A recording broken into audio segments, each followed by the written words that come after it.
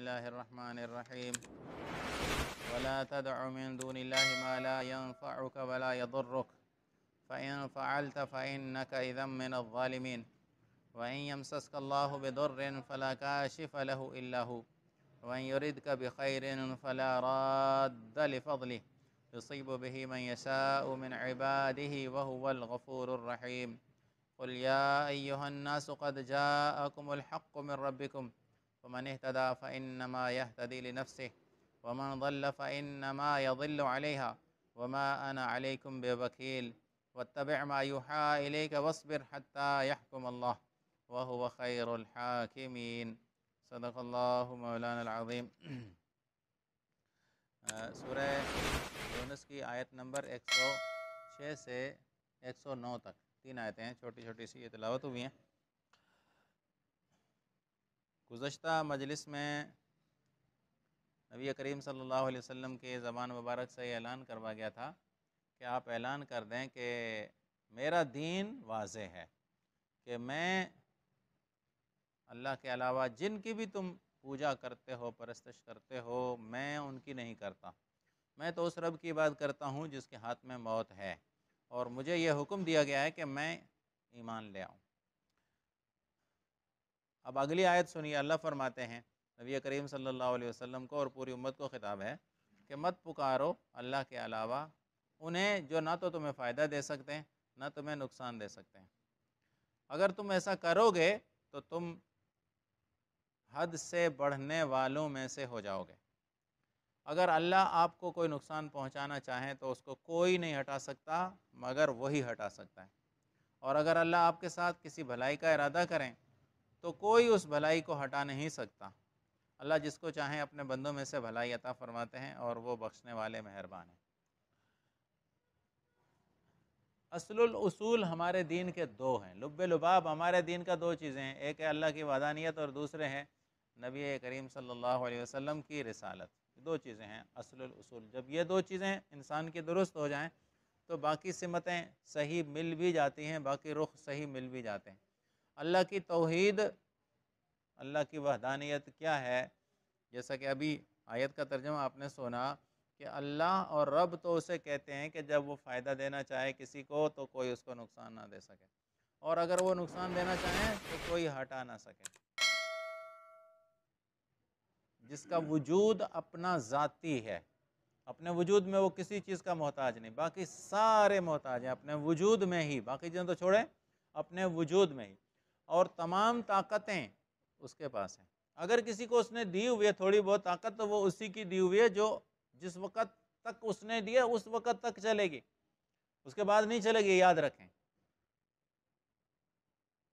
اللہ والے نیک انبیاء اولیاء دنیا میں گزرے، اللہ نے ان کو کچھ اگر دیا بھی تھا تو وہ زندگی تک تھا، بھائی مرنے کے بعد وہ چیز نہیں رہتی ان کے پاس، یہ صاف ظاہر ہے، دیکھ لیں۔ جب روح نکل گئی تو چیزیں تو ساری روح کے متعلق ہوتی ہیں، انسان کا ایمان دین تو روح سے متعلق ہے نا۔ اب روح تو نکل گئی، اب خالی جسم اور ڈھانچہ پڑا ہوا ہے، اس میں کیا ہے؟ وہ تو مٹی ہو گیا، وہ تو مٹی کا مٹی ہے، اس میں کیا تصرفات ہیں، اس کے پاس کیا اختیارات؟ اللہ نے اگر کسی کو کچھ دیا ہے، علم دیا ہے، فضیلت دی ہے، اللہ نے اس کے روح کو طاقت دی ہے، ٹھیک ہے، مان لیا جائے تو کوئی حرج نہیں، اللہ کی دی ہوئی ہے، لیکن کب تک دی ہوئی ہے؟ اللہ کی طاقتیں تو دائمی ہیں، لا زوال ہیں، باقی کسی کو اگر کسی نے تھوڑی بہت اللہ نے طاقت دی بھی ہوئے تو وہ زوال پذیر ہے، اس کا اختتام ہو جانے والا ہے۔ تو یہ ہے اصل اصول توحید کا، کہ عزت اور ذلت بھی اس کے ہاتھ میں ہے، دنیا کی حاکمیت اعلیٰ بھی اس کے ہاتھ میں ہے، دنیا کی جتنی چیزیں آپ کو نظر آنی ہیں سب اس کے اختیار میں، یہ توحید ہے۔ اور دوسرے نمبر کی چیز ہے رسالت، کہ انبیاء کرام جو حکم اللہ کی طرف سے لائے ہیں اس حکم کو اپنی سوجھ بوجھ کے مطابق تحقیق کر کے ماننا، یہ رسالت کہلاتی ہے۔ یہ بھی یاد رکھیں، عام لوگوں کو یہ مسئلہ معلوم نہیں ہے۔ دیکھیں بہت سارے انگریزوں نے نبی کریم صلی اللہ علیہ وسلم کی سنتوں پر تحقیق کی ہے، کہا جی ختنہ کیوں کیا جاتا ہے، کہا جی ٹخنے ننگے کیوں رکھے جائیں، کہا جی سر کیوں ڈھانپا جائے، کہا جی داڑھی کیوں رکھی جائے، کہا کہ جی کھانا کھاتے وقت اس طرح کیوں بیٹھا جائے، لیٹتے وقت اس طرح کیوں لیٹا جائے، وغیرہ وغیرہ. اور تحقیق کرنے کے بعد جب انہوں نے تحقیقات کیں تو مجبور ہو کر انہوں نے اقرار کیا کہ جو طریقہ محمد صلی اللہ علیہ وسلم نے پیش کیا اس سے بہتر طریقہ دنیا میں کہیں ہے ہی نہیں. مان تو لیا، لیکن یہ مانا کیسے؟ اپنی تحقیق کی روشنی میں مانا ہے، اللہ کے حکم سمجھ کر، نبی کا حکم سمجھ کر نہیں مانا. اس کو مسلمان نہیں کہا جائے گا، یاد رکھیں. قرآن تو کہتا ہے یہودیوں کے بارے میں کہ یعرفونہ کما یعرفون ابناءہم، کہ یہودی میرے نبی کو ایسے پہچانتے ہیں جیسا اپنے بیٹے کو پہچان لیتے ہیں. تو پہچاننا تو ہو گیا. ابو طالب نے بھی پہچان تو لیا تھا، ابو لہب بھی پہچانتا تھا، ابو جہل بھی پہچانتا پہچان تو، لیکن یہ مجبوری تھی ان کی. انہوں نے اللہ کا اور نبی کا حکم سمجھ کر نبی کریم صلی اللہ علیہ وسلم کی سچائی نہیں مانی تھی، اپنے تجربے کی بنیاد پر مانا تھا، مجبور ہو کر مانا تھا. اس کو ایمان نہیں کہا جائے گا، یاد رکھیے گا، یہ ایمان نہیں ہے. دنیا کا جو مورخ، جو محقق نبی کریم صلی اللہ علیہ وسلم کی تعریفیں کرتا ہے تو ہم کیا سمجھتے ہیں؟ اچھا ماشاءاللہ، یہ تو بڑا فلاسفر ہو گیا، بڑا ریفارمر ہو گیا، اس نے تو حضور کو مان لیا. بھائی مجبور ہیں، انہوں نے کوئی اللہ کا اور رسول کا حکم سمجھ کر نہیں مانا. کمال نہیں ہے، یہ تحقیق کیا انہوں نے. اب ان کو جب دیکھا کہ اور کوئی راستہ ہی نہیں ملا تو ماننا پڑے گا، مجبور ہیں. اپنی تحقیق کی روشنی میں مجبور ہو کر ماننے کو ایمان نہیں کہا جاتا، بلکہ الذین یؤمنون بالغیب، کہ پیغمبر نے کہا اور ہم نے مان لیا. صدیق اکبر نے کیا کہا رضی اللہ تعالیٰ عنہ نے؟ ابو جہل کو، ابو لہب کو کہا کہ اگر محمد کہتا ہے کہ میں ایک ہی رات میں بیت المقدس، وہاں سے 7 آسمان، جنت، جہنم سارے دورے کر کے میں واپس آ گیا ہوں اسی رات میں، اگر محمد میرا دوست اگر کہتا ہے اپنی زبان سے تو سچ ہے. اگر میرے دوست کی زبان سے یہ الفاظ نکلے ہیں اور کہہ رہے ہیں تو سچ ہے، بس بالکل میں مانوں گا. تو اسی طرح ایمان بالغیب اور چیز ہے، تحقیق کر کے مان لینا اور چیز. یہ ہے رسالت. اب رسالت کا بنیادی مقصد یہ ہے کہ اللہ کا پیغام پہنچا. اللہ کا پیغام 2 طرح سے آتا ہے. دیکھیں ہم کسی کے پاس پیغام بھیجتے ہیں تو ایک تو یہ ہوتا ہے کسی کے ہاتھوں پیغام بھیج دیں کہ جاؤ فلان کو یہ کہہ دو، اور ایک یہ ہے کہ ہم وثیقہ لکھ کر، دستاویز لکھ کر، کاغذ کوئی لکھ کر بھیجتے ہیں. اللہ کی طرف سے دونوں طریقے ہیں. نبی کریم صلی اللہ علیہ وسلم کے پاس پیغامات آئے ہیں. کبھی تو جبرائیل امین نے آ کر یہ بتا دیا کہ اللہ کے نبی، اللہ کا یہ حکم ہے، آپ اس طرح کریں. اور کبھی ایسا ہوا کہ لکھی ہوئی چیز لا کر دے دی، جیسا کہ قرآن مجید ہے. قرآن مجید اللہ کی طرف سے جیسے آیا لکھا ہوا اسی طرح نبی کریم صلی اللہ علیہ وسلم کے پاس پہنچا ہے. البتہ اس کی تشریحات، اس کی توضیحات جو ہیں وہ جبرائیل امین کے توسط سے نبی کریم صلی اللہ علیہ وسلم کے پاس پہنچی ہیں اور آپ صلی اللہ علیہ وسلم ان کو بیان فرمائے. خود قرآن مجید بھی اس بات کا گواہ ہے کہ قرآن خود کہتا ہے کہ میں اس کی وضاحت کرتا ہوں. یعنی حضور کی زبانی یہ فرمایا گیا ہے کہ لِتُبَيِّنَ لِلنَّاسِ مَا نُزِّلَ إِلَيْهِمْ، کہ آپ اس نازل شدہ قرآن کو بیان کریں. بہت سارے لوگ کہتے ہیں جی ہم تفسیر نہیں دیکھتے، ہم حدیثوں کی ہمیں ضرورت نہیں ہے، ہم تو صرف قرآن کو پڑھ لیتے ہیں، اس کا ترجمہ پڑھ لیتے ہیں. تو بھائی بات سمجھ میں نہیں آئے گی. یہ اللہ کا کلام ہے، عام انسانوں کا خط بھی تم نہیں پڑھ سکتے. ایک انگریزی میں لکھا ہوا خط لکھا ہوا ہو، بلکہ میں آج تک بتاؤں پاکستان کے آئین کو بنے ہوئے کتنا عرصہ ہو چکا ہے، لیکن آج تک اس کی تشریح جج حضرات کرتے ہیں. آئین پاکستان کا کتابچہ ملتا ہے، اس کو اتنا عرصہ ہو چکا ہے بنے ہوئے، لیکن آج تک بھی اس کی تشریح وہی معتبر ہے جو تشریح اس کی جج سپریم کورٹ کا، جج ہائی کورٹ کا کرے. میں اور آپ جو تشریح کریں گے وہ معتبر نہیں ہوتی. کہتے ہیں نہیں بھائی تم نہیں سمجھو قرآن کو، اس آئین کو. آئین پاکستان کا یہ نہیں ہے بھائی مطلب، وہ جج جو کرتے ہیں وہ مانا جاتا ہے. اور قرآن مجید کی تشریح جو اللہ کے نبی کریں، جو صحابہ کرام کریں، وہ اگر کوئی نہیں مانے اور کہے جی میں مانتا ہوں، تو یہ پاگلوں کی اور احمقوں کی دنیا میں رہتا ہے. اس کو سمجھ لینا چاہیے کہ جب ایک انسانوں کا بنا ہوا آئین بھی عام انسان نہیں سمجھ سکتے، بلکہ اس کی تشریح بھی وہی کرتا ہے جو پاکستان میں 1 نمبر پوسٹ کا آدمی ہوتا ہے. ہر آدمی اس کی تشریح نہیں کر سکتا. تو قرآن مجید ایسا لاوارث ہو گیا کہ ہر کوئی جو اس کو آئے اس کے اندر تشریحات کرتا چلا جائے. تو نبی کریم صلی اللہ علیہ وسلم نے اللہ تعالیٰ کے حکم کے مطابق قرآن مجید کی جو تشریحات کی ہیں وہی معتبر ہیں.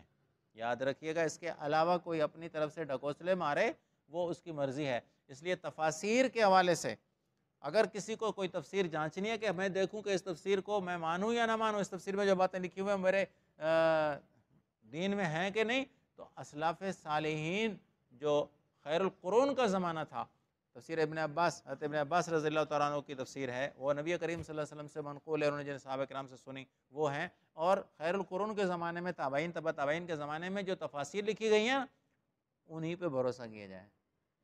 آج کے انجینئر مرزا محمد علی جیسے مفسرین کو جوتی کے نوک پہ رکھ کر بھگا دیا کہ تم کون ہوتے ہو اس کی تفسیر کرنے والا، مجھے دکھاؤ کہ یہ تفسیر سلف صالحین میں سے کسی نے کی ہے جو تم کر رہے ہو۔ محمد رضا خان جو تفسیر لکھ دیتے تو ہم اس کی تفسیر کو کیسے مانیں کہ جبکہ وہ اسلاف صالحین کی تفسیر اور ان کے طریقے کے خلاف ہم نہیں مان سکتے۔ تو بہرحال انبیاء کرام کی رسالت دوسرا حصہ ہے ہمارے دین کا۔ اب اس رسالت کے حوالے سے بھی آخری آیت میں ارشاد فرمایا جا رہا ہے، بھائی تھوڑی سی لائٹ میری طرف کریں گے، ہاں تھوڑا سا میں ترجمہ کر لوں۔ قُلْ يَا أَيُّهَا النَّاسِ قَدْ جَاءَكُمُ الْحَقُّ مِنْ رَبِّكُمْ، آپ لوگوں سے کہہ دیجئے کہ حق بات تمہارے رب کی طرف سے آ چکی ہے۔ فَمَنِ اهْتَدَىٰ، اب جو سیدھا راستہ اختیار کرتا ہے تو وہ اپنے لیے ہی اختیار کر رہا ہے، اور جو بھٹک گیا تو وہ اپنے لیے ہی بھٹکا ہے، اور میں تم پر کوئی داروغہ یا وکیل مقرر نہیں ہوں۔ یہ رسالت کا منصب بتایا گیا، اور اس سے مطلب معلوم ہو رہا ہے، صاف ظاہر ہے کہ اللہ کے نبی کا کام دین کو واضح کر کے بتا دینا ہے، لوگوں کے ساتھ ڈنڈا اٹھا کر لوگوں کے پیچھے نہیں چلنا ہے کہ تم ضرور میری بات کو مانو۔ یہ ذمہ داری نہیں ہے، پیغمبر کی ذمہ داری ہے کہ بتا دو۔ اب آگے فَمَنِ اهْتَدَىٰ فَإِنَّمَا يَهْتَدِي لِنَفْسِهِ، جو مان لیتا ہے تو اس کا اپنا فائدہ۔ اور یہاں دیکھیں من اهتدیٰ کا لفظ، اس کا مطلب یہ ہے کہ اپنی مرضی سے، اپنے اختیار سے، سوچ بوجھ کے ساتھ، نظر فکر کے ساتھ سیدھا راستہ اختیار کریں، وہ راہ پانے والا ہے، وہ سیدھے راستے پر ہے۔ اور ومن ضل، اور جو بھٹک گیا تو وہ بھٹکا بھی اپنے اختیار سے۔ تو اسے حکم یہ ہے کہ میں تم پر کوئی وکیل، تم پر داروغہ، لست علیہم بمسیطر، قرآن مجید کہتا ہے کہ آپ ان پر داروغے اور ان پر مسلط تھوڑی کیے گئے کہ آپ ان کو زبردستی اپنے احکام منوائیں۔ البتہ یہاں ایک سوال پیدا ہو سکتا ہے کہ پھر دین اسلام نفاذ شریعت پر کیوں زور دیتا ہے؟ وہ الگ چیز ہے۔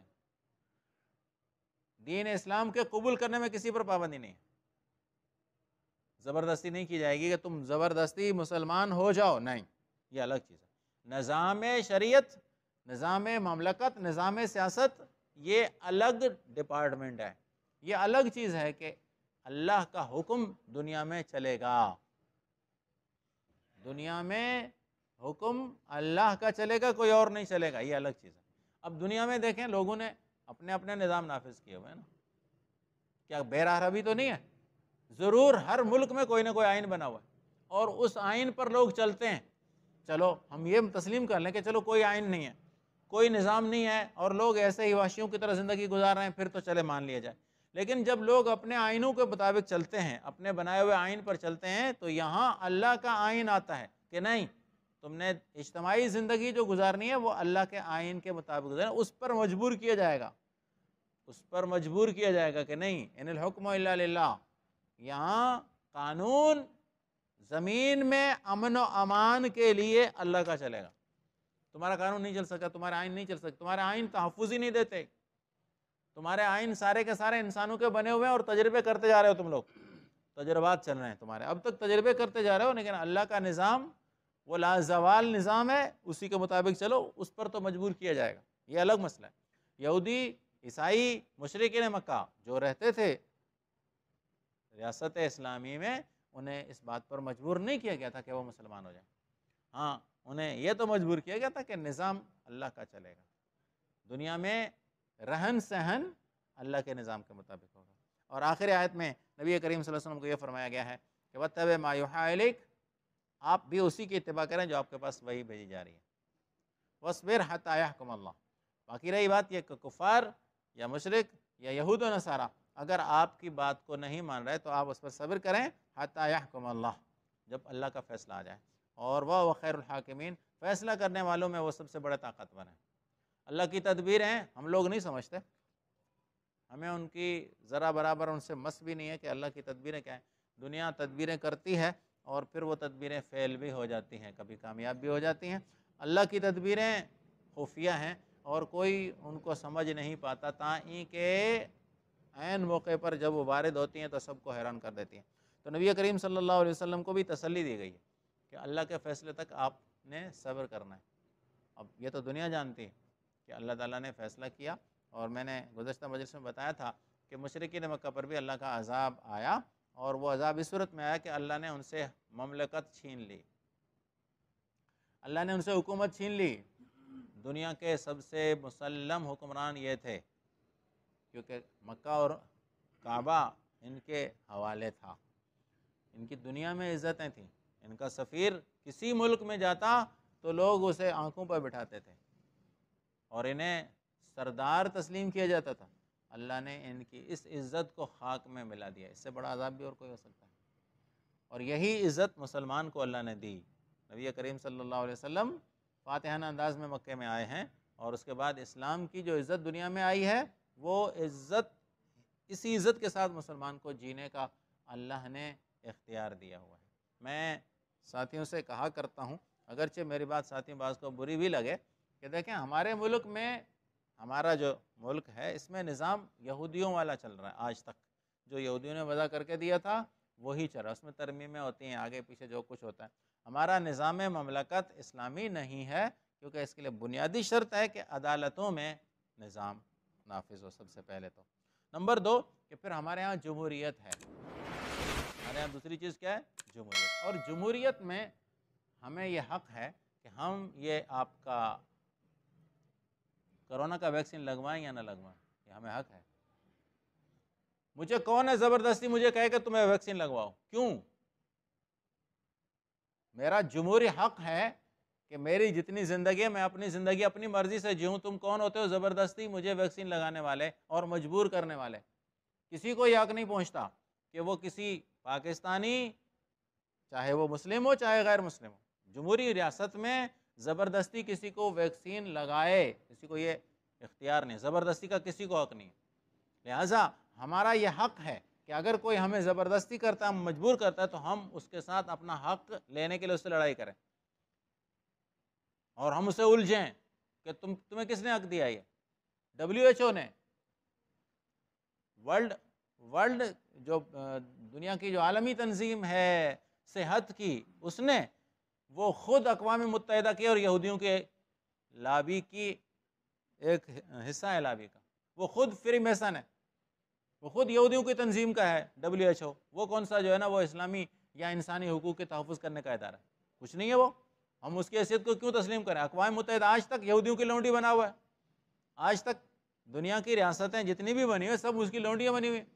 تو ہمیں ہمارے دین نے بھی اور ہمارے آئین نے بھی ہمیں جمہوری حق دیا ہے کہ ہم اپنے اس جمہوری حق کو استعمال کریں۔ مجھ پر کوئی زبردستی نہیں کی جا سکتی کہ میں پولیو کے قطرے پیوں یا میں کووڈ-19 کی ویکسین لگواؤں، میں نہیں لگواتا۔ یہ مجھے حق دیا میرے آئین نے، یہ میرا آئین مجھے حق دیتا ہے، مجھے مجبور نہیں کیا جا سکتا، کیونکہ جمہوریت ہے۔ یہاں سعودی عرب میں شہنشاہیت ہے، چلیں وہ زبردستی کرتے ہیں، وہاں مجبور ہے انسان، لیکن ہمارا ملک تو جمہوری ہے۔ اب ہم پیچھے ہو گئے، اتنے ہم لوگ جو ہے نا وہ بھیڑوں کی طرح سر جھکا کر چلنے کے عادی ہو گئے کہ جمہوریت بھی نہیں سمجھ رہے۔ اسلام کو تو چھوڑیں، ہم جمہوریت کو ہی نہیں سمجھ رہے کہ جمہوریت کیا ہے۔ اسلامی جمہوریہ پاکستان ہے۔ تو بہرحال نبی کریم صلی اللہ علیہ وسلم کو یہ حکم دیا گیا کہ آپ صبر کریں، اور صبر تب تک کریں جب تک اللہ کا فیصلہ آ جائے۔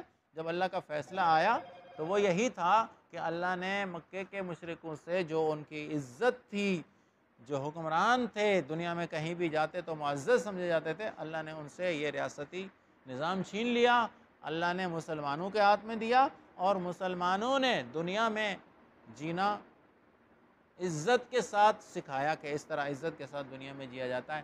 آج بھی، آج کی تاریخ ہم نے اپنے آنکھوں سے دیکھ لی کہ دنیا کا سپر پاور جو ہے وہ دم دبا کے افغانستان سے بھاگ گیا۔ 20 سال تک، 20 سال، ایک نسل پوری گئی، ایک نسل چلی جاتی ہے 20 سال میں۔ اس نے دنیا میں، افغانستان میں ایسے بم بھی گرائے جو دنیا میں کہیں نہیں گرائے گئے تھے۔ ایسے بموں کا تجربہ اس نے افغانستان میں کیا ہے جو دنیا میں کہیں بھی کسی حکومت نے کسی دشمن پر نہیں گرائے، وہ بم بھی گرائے گئے۔ لیکن آج وہاں سے رات ہی رات میں وہ اپنے فوجی نکال کر بھاگ جاتا ہے. یہ کیا چیز ہے؟ یہ تھا کیا؟ یہ ان لوگوں نے ہمیں سبق سکھایا کہ عزت کے ساتھ جینا سیکھتے ہو نا، عزت کے ساتھ جینا چاہتے ہو تو جی سکتے ہو، لیکن ہاں تم بھیڑیں بن جاؤ اور اپنے آپ کو لاوارث سمجھ لو، وہ تمہاری مرضی. ان لوگوں نے ہمیں یہ دکھا دیا کہ 20 سال تک دنیا کے سپر طاقت سے لڑا جا سکتا ہے اور اس کو مجبور کیا جا سکتا ہے کہ وہ اپنا بوریا بستر لپیٹ کر وہاں سے چلا جائے. یہ اس کو کہتے ہیں مسلمان. یہ ہے ہماری اصلیت اور یہ ہے ہماری حقیقت. لیکن ہم نے سب کچھ چھوڑ چھاڑ کر ذلت کے ساتھ زندگی گزارنے کو گوارا کر لیا، کیونکہ ہم شروع سے دیکھتے ہوں گے غلام ہیں. اب جو کچھ موقع مل رہا ہے، وہ ایک آدمی کو قتل کیا گیا، مار دیا گیا، تو گھر میں جب اس کی لاش کو لے آئے تو لوگوں نے کہا اچھا شکر ہے کہ اس کی آنکھیں تو بچ گئیں، شکر ہے کہ آنکھوں میں گولیاں نہیں لگیں، سر میں لگیں. ہاں، اس شکر کا فائدہ کیا ہے؟ ہم لوگ کیا کہتے ہیں کہ شکر ہے چلو جی رہے ہیں، شکر ہے کہ چلو یہ جو ہمیں سہولتیں مل رہی ہیں. نہیں بھائی، یہ ہمارا حق ہے اور ہمیں اپنا حق لینے کے لیے، جینے کا حق لینے کے لیے ہمیں شریعت نے، ہمارے آئین نے حق دیا ہے، اور ہمیں چاہیے کہ ہم عزت کے ساتھ اپنے حق لے کر زندہ رہیں. زندگی کو اپنی مجبوری نہیں سمجھا جائے. موت سے ڈرنا کب تک ڈرو گے؟ کب تک تم موت سے گھبراتے رہو گے؟ بستر پہ بھی اب موت آنی، ایک دن تو موت کا مقرر. اللہ تعالیٰ مسلمانوں کو عزت کی زندگی نصیب فرمائے، جہاں کہیں بھی رہتے ہیں اللہ تعالیٰ ان کو عزت کی زندگیاں نصیب فرمائے. اللہ تعالیٰ مسلمان عادل حکمران، دنیا میں مسلمانوں کو ایک عادل امام نصیب فرمائے. آپس میں جتنے بھی ہمارے مسلمان حکمران ہیں، ان سب کو اللہ تعالیٰ دینی سوچ بوجھ کے ساتھ آپس میں متفق اور متحد ایک مضبوط قوت بنانے کی توفیق عطا فرمائے.